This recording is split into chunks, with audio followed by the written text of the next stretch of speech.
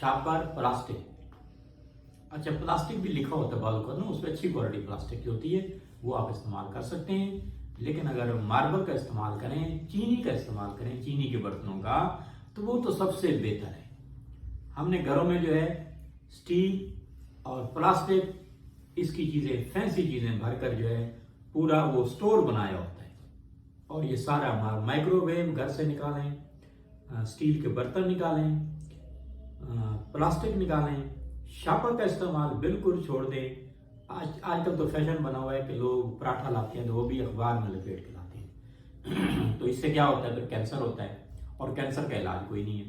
तो आप शापर, plastic, microwave, steel की बनी हुई चीज़ें, एल्युमिनियम की बनी हुई चीज़ें, एल्युमिनियम का इस्तेमाल जो है छोड़ दें। अगर आपने मैदा के अमराज से बचना है, कैंसर के अमराज से बचना है,